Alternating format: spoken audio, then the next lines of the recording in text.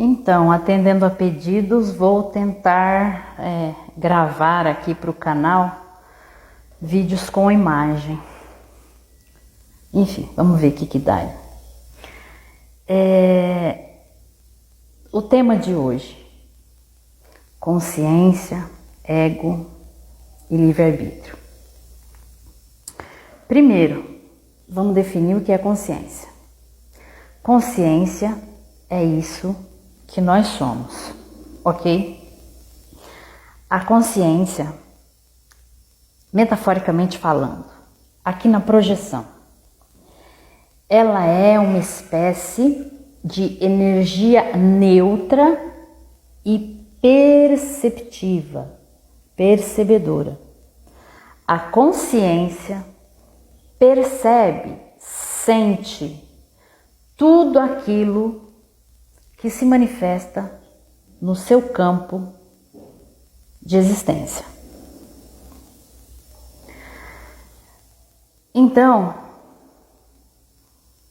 a gente sabe que a consciência não está no corpo, é o corpo que está na consciência, tá? Mas para tornar a explicação mais fácil e compreensível, eu vou partir do ponto de como se a consciência estivesse presente no corpo.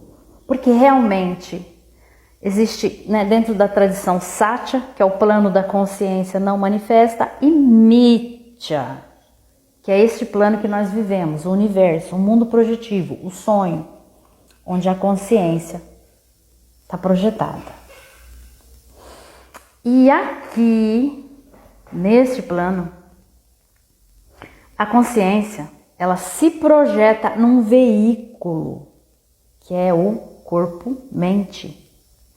O corpo-mente é como se ele fosse um traje que a gente veste para entrar num jogo. É como se ele fosse o avatar. O corpo é um traje que a gente veste para entrar, para experienciar uma realidade virtual. Virtual porque isso aqui é uma projeção. Tal como a mente projeta um sonho noturno, onde no sonho você é tudo, você é o mocinho, você é o bandido que é assassinado pelo mocinho, você é a mãe que chora pela sua morte, você é a esposa que fica viúva de você, você é o filho que vai sofrer pela sua falta. Assim como a mente projeta um sonho onde você é tudo, a consciência projeta essa realidade, onde ela é tudo, mas aparece como muito. Então nota que para toda experiência acontecer, é preciso haver consciência. Sem consciência, você não pensa, porque você não vai conseguir perceber, Você, esse veículo, não vai conseguir perceber os pensamentos. Você não sente, porque não vai conseguir perceber os sentimentos, as emoções. Você não age, você não atua, porque não vai existir ação e atuação sem consciência. Então, olha só, fazendo uma analogia. Tá lá, por exemplo, o game, o jogo, o joguinho que seu filho joga aí na sua casa, ou que você mesmo joga. Tá lá, no pendrive ou no CDzinho. O jogo, nesse momento, que não está manifesto, ele é pura potencialidade de manifestação, de acontecimento, pura potencialidade de experiência.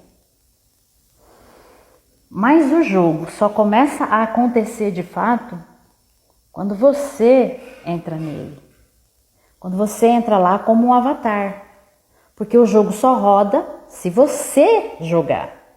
Se você só ligar o jogo e deixar ele lá na tela, não vai acontecer nada. O jogo precisa de você para acontecer. Sem você, ele é só uma potencialidade, um potencial. Com a consciência, idem. Ela se projeta aqui nesse veículo, nessa realidade, dentro desse traje. E esse traje que é o corpo-mente, ele desempenha funções, papéis dentro do jogo. E cada papel tem um problema. O papel de pai vai ter problemas de pai, de mãe, problemas de mãe, de filho, problemas de filho, de criança, problemas infantis, de mestre, problemas de mestre, de sannyasi, problemas de sannyasi, tudo problemas do papel. Porque todo papel, sendo isso aqui uma realidade dual, vai ter problemas e também vai ter satisfações, alegrias, contentamento. Só que por o corpo desempenhar esses papéis, ele vai funcionar como uma entidade, como uma pessoa.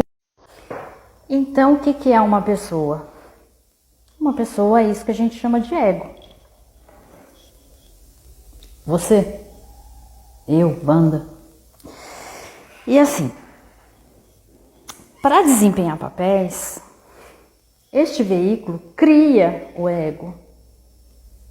Ou seja, a mente, ela cria uma representação de si mesma, que é o ego. Olha, a mente, ela é um processador de informações.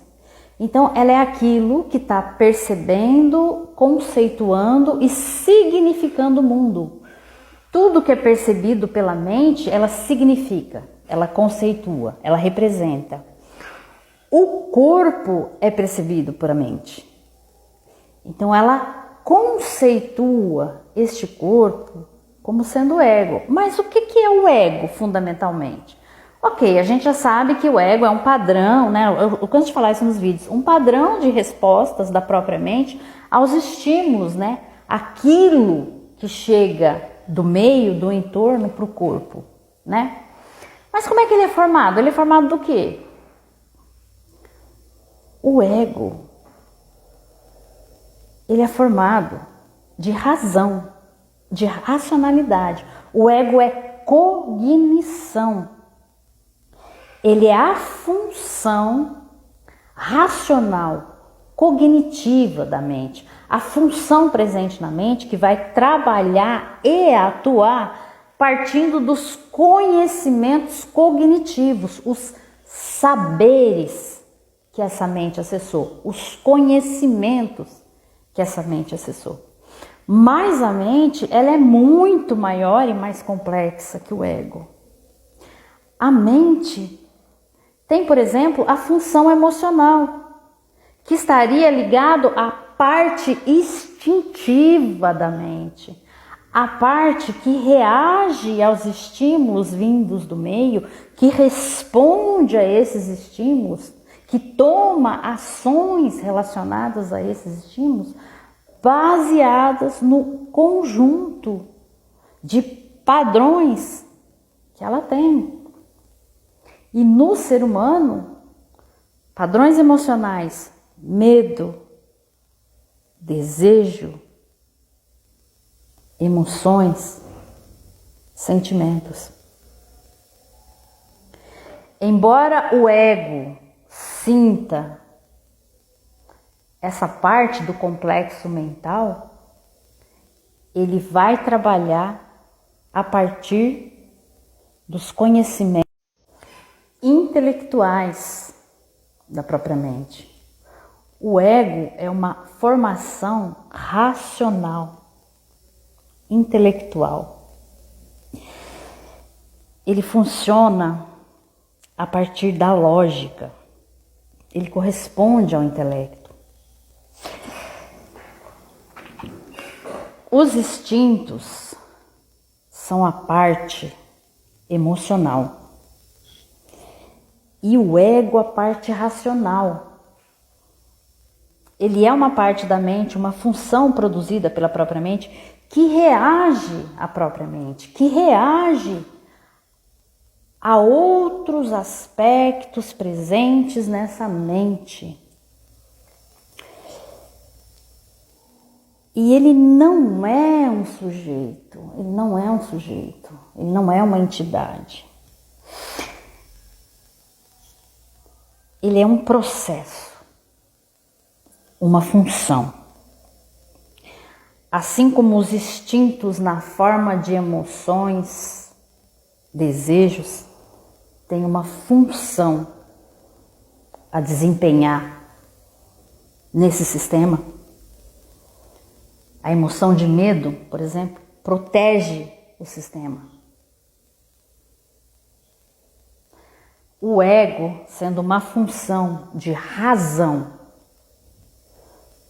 que utiliza os conhecimentos aprendidos e armazenados no banco de dados, isso que a gente chama de memória, também vai ter a função de preservar e proteger esse sistema, porque a mente, este veículo aqui, ele é composto de forças, e forças muitas vezes antagônicas. Existem duas forças principais. As forças de autopreservação, onde o sistema busca se manter, se preservar, estar equilibrado, saudável. E as forças de busca de prazer, satisfação, onde o sistema vai buscar no meio entrar em contato com objetos que lhe tragam prazer e satisfação. Só que enquanto as forças de autopreservação estão preocupadas com a preservação, com a vida do veículo, as forças que buscam satisfação nem sempre estão alinhadas a isso. Exemplo disso são as pessoas que têm compulsão a drogas ou qualquer outro tipo de coisa, que se tornam escravas daquilo que lhes trazem prazer, colocando tudo risco, perigo, sofrimento. Então, é como se a mente tivesse criado o ego como uma função de contenção de outras partes presentes aqui no sistema, as partes que buscam satisfação. Então o ego tem essa função de equilibrar, fazendo escolhas mais propícias ao sistema como um todo e barrando desejos, instintos que possam colocar em risco isso aqui. E aí a consciência que é neutra, né? Que é só a luz que está aqui, né? Projetada no veículo, percebendo, né? Sendo uma presença, uma testemunha de tudo que se passa aqui.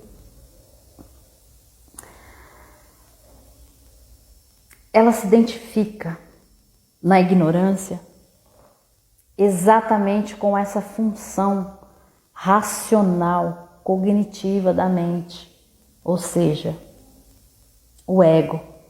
É com o ego que o ser presente aqui se confunde e passa a se tomar como uma entidade, como uma pessoa.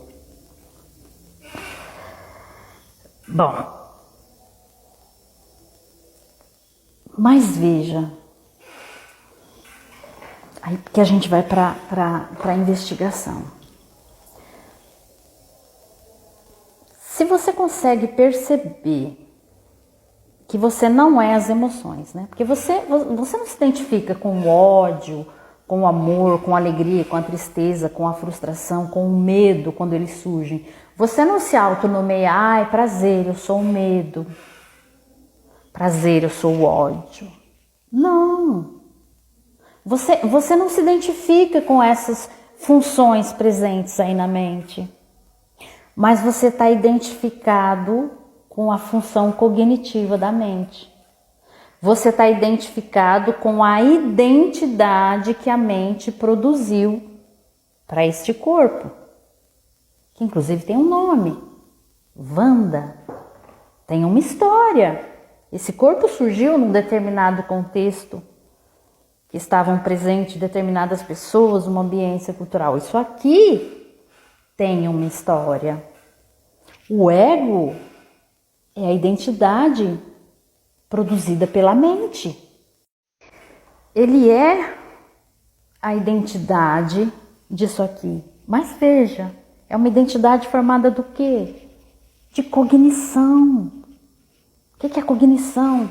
São ideias, crenças, pensamentos. Advindos de onde? Das experiências que isso aqui passou. E se o ego é uma identidade feita de cognição, ele não é fixo e imutável no tempo. Ele muda.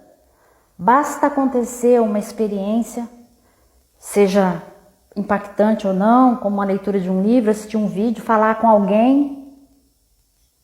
Mudou a cognição, mudou o ego. Por isso que a gente fala, ele é um processo em constante transformação.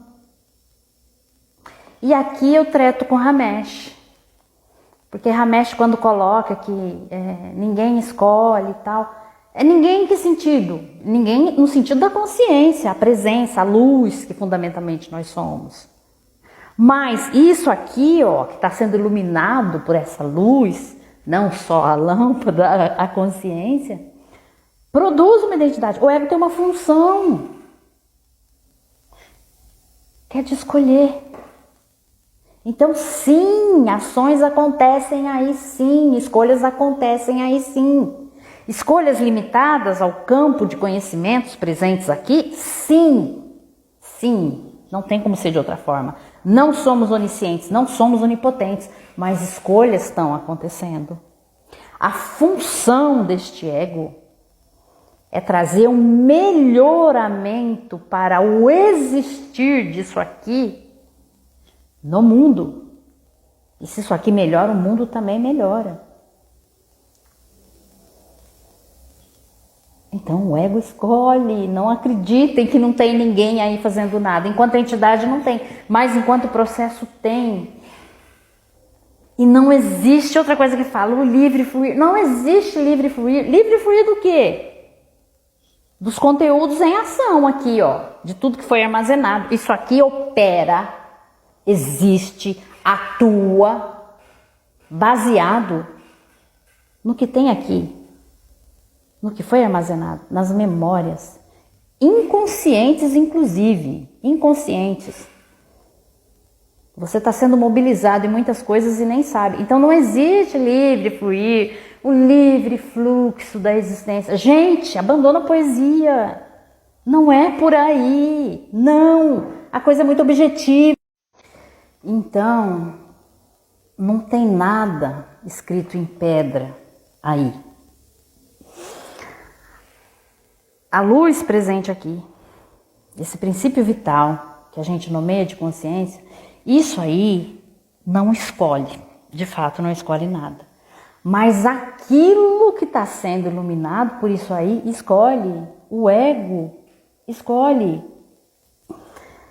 Então, desapega dessa ideia de que não tem ninguém aqui, tem que abandonar tudo, porque eu sou consciente. Gente, quem que tem aí para abandonar? Eu não acabei de falar que o ego é uma construção cognitiva? E se você, consciência, fosse abandonar isso aqui, você já teria... Então, isso aqui não tinha que aparecer mais quando você fala, vou abandonar, porque... Entende? Então, assim... Olha, a gente tem que entender que aqui, nesta realidade, nós estamos manifestos como veículo e como a consciência que somos. Mas que esse veículo produz uma identidade. E quem está falando aqui agora é essa identidade, é Wanda. Wanda, que teve um conhecimento do Vedanta, da não dualidade, que fez investigações. Essa mente. A consciência que nós somos só está aqui como presença testemunha de tudo que acontece aqui. Então, essa identidade secundária do ego existe. É como se lá no sonho noturno, né? Tua mente projetou um sonho noturno, e lá no sonho noturno você aparece como Rei Arthur. Mas como Rei Arthur, você percebesse que na verdade não, eu sou o José, que trabalha lá na padaria. Ok.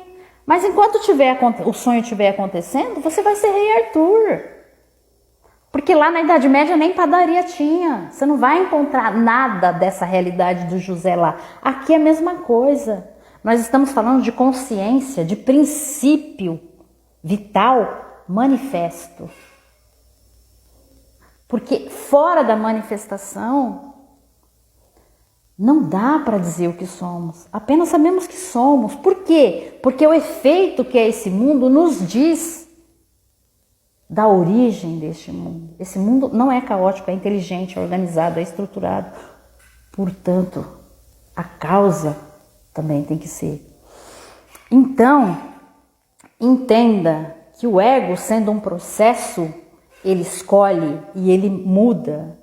E se tiver coisas que incomodam no sistema, é através do ego que essas mudanças vão acontecer. Não despreze a sua natureza secundária. Ela existe tanto quanto a sua natureza primária de consciência. Não dois. Somos um. O que significa? Isso significa que a consciência, esse princípio vital, não está separado dos objetos que se manifestam no campo desse princípio. E você vai continuar se manifestando e aparecendo também como um ego.